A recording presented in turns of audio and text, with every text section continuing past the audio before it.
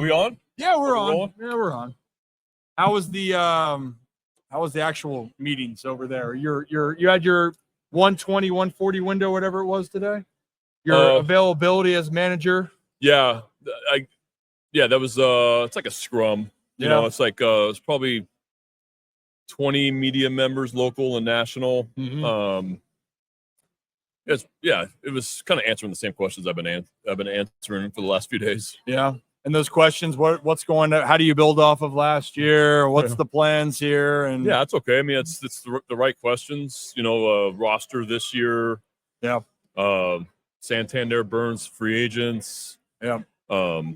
O'Neill, Gary are now that's now official. Yeah. Hey, so congrats. Official. Official. Now you can so actually I can talk about it instead of like allegedly talking about it.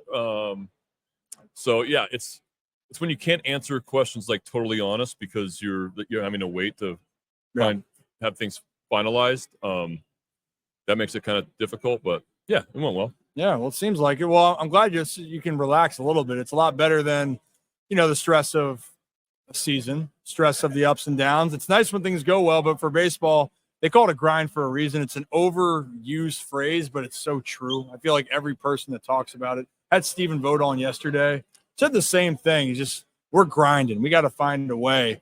And at the end of it, even talking to you over there, just it wears on you. I mean, what is one thing I guess I should say for the 2024 season? Baseball, I feel like you learn something new each year. What did you learn after this year in Baltimore? Well, this year was just so much different than the year before because of the amount of injuries we had. Yeah. And, we knew we weren't going to have Felix all year. But then when you lose starting pitchers, when you lose versatile infielders and good players like Westberg and Mateo,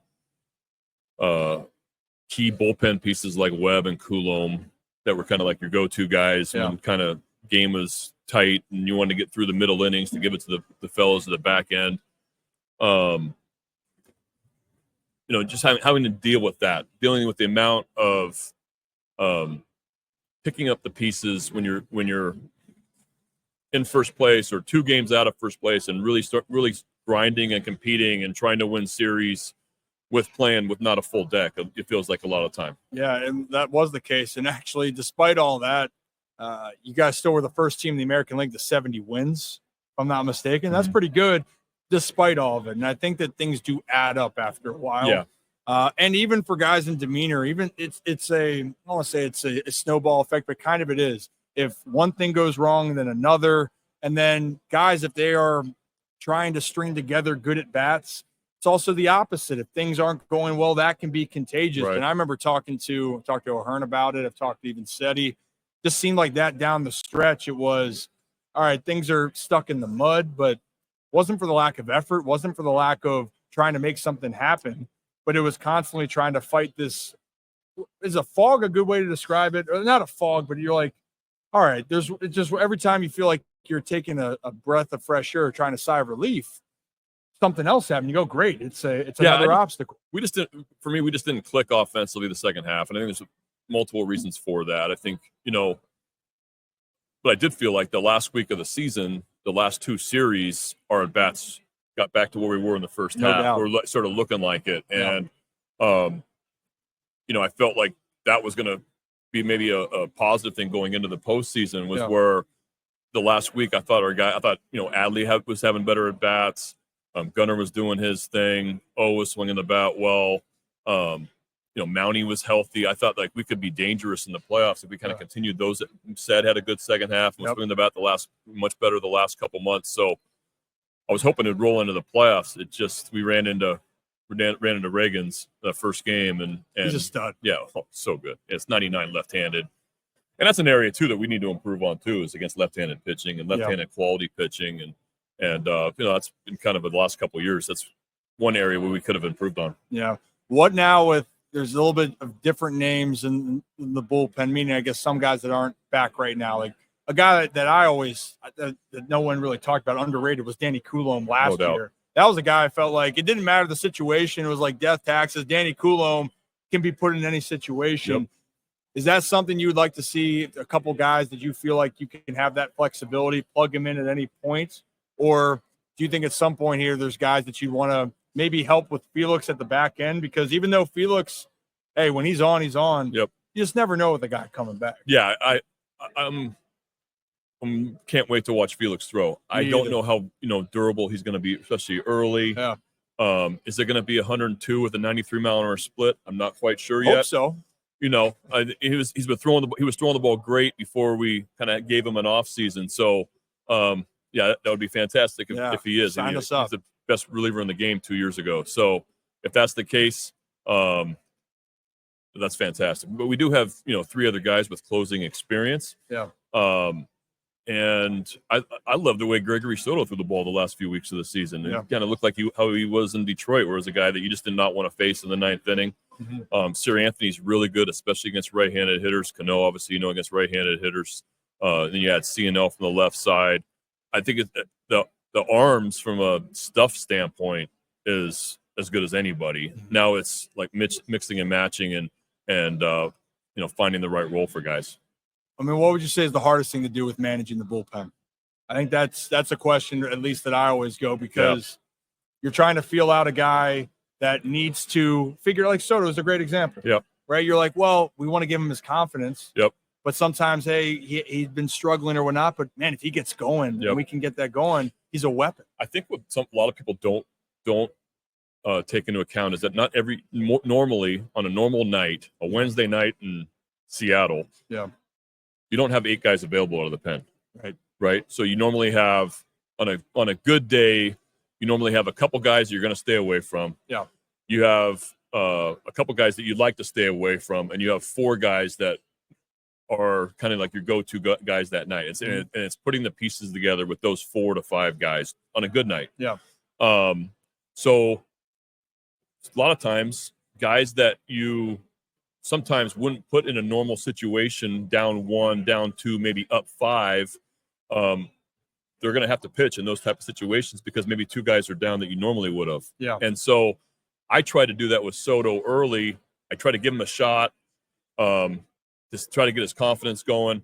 He struggled a little bit early.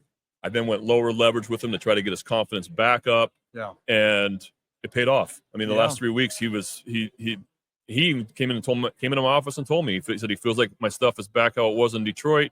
I got a ton of confidence right now. And I said, okay, let's go. And he was really good. I mean, confidence is everything. I think people overlook the mental side of it. That really separates guys. Soto doesn't lack stuff. A lot of the people out there in the big leagues, some will have more talent than others, but it's just what their makeup is and can they mentally get on the right page. Like Jordan Westburg's a guy I'd say makeup-wise, that dude is it. He's the glue. He is whatever. He is intense. But I'll tell you what, he doesn't waver, but that's Jordan Westburg. Yeah. Some guys go about it differently. So I could talk to you all the time about all these things. Let's talk about something fun. You've had so much experience. How many years in baseball? A couple more minutes to get you out of here. Since 1997 was my first year professionally. Okay, where'd you start? I signed with the Chicago White Sox. Went to Sarasota, Florida. My first pro year, that was summer of 97. Okay, so you've had fair share of your minor league experiences. 97, 1 year at Long Beach State in 2002, and then 2003 to 2010 with the Marlins. Mm-hmm. Okay. In the minor leagues. Okay, so do you have any minor league stories? Because we get asked all the time. We want to hear more minor league stories. Do you have one that sticks out to you about, and it can be from any way that you want to describe. We have the one that we told people. Buck Showalter was driving around Tennessee because the bus driver had an accident. Maybe his stomach was acting up, and he said, "Hey, Buck." Buck was playing at the time. So then he said, "Hey, kid, can you drive it?" Well, I've never driven a bus. So then Buck drove the bus. Wow. There was a plumbing issue in Hagerstown for me. And let's just say the plumbing from the toilet was coming out of the shower, and my locker is right next to that. Yep. I don't say you have to have as colorful stories as that, but anything you remember through all the years? God, I've been in so many leagues. I was in the Southern League for 3 years. I was in the South Atlantic League, so Delmarva's league, for 4 years as a coach. So I've been to every, small southeastern town, along and big one along the way. I can't tell you how many broke down in the middle of the night and in between Mobile, Alabama and Jackson, Tennessee. No AC working so much. Should I tell the story? Should I tell the story about? Yeah. So I was managing in either Jacksonville or Carolina that year. I can't remember which year it was, but we go to Mobile. We have a night getaway day. We show up at Mobile. It's like 7 or 8 in the morning, and on the schedule, it's a 7 o'clock game.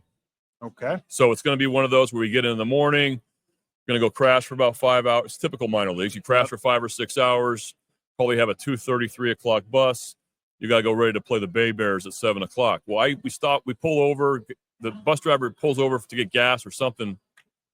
And this is back in newspaper days, probably before your time, but back in newspaper days. And I go in and get the Mobile paper and turn to the sports page, and it's a big ad. It's a giveaway, big ad that day of they were giving away something for a 1 o'clock game. Okay.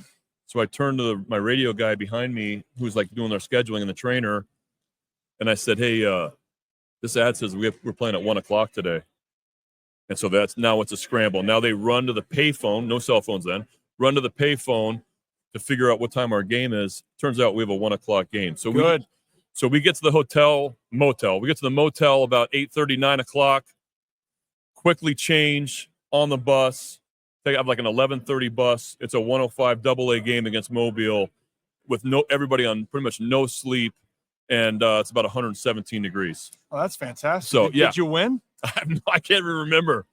I had asked that last night. I can't even remember if we won or not. I'll say this: they got it easy now with the minor leagues. They don't even know. It's not even close. See, you just snapped right there. That was a comment that I see some frustration there. That's how I feel. I get out of here and all of a sudden, oh, you guys got scheduled off days. I remember going from Charleston, South Carolina to Charleston, West Virginia after a doubleheader, and we get in at 1 p.m. for a 7 o'clock game, and we just got our butts kicked the night before.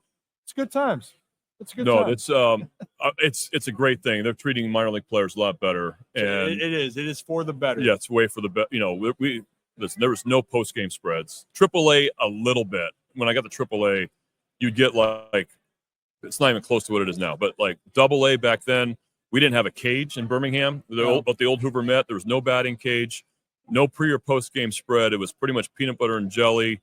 You made no money, and you were doing it because you were trying to get to the big leagues and you loved the game of baseball. But there was I think it added character. It did a little bit. I think it builds character, probably a little bit of toughness, to be able to understand how to navigate through a 5 or 6 month minor league season with no money.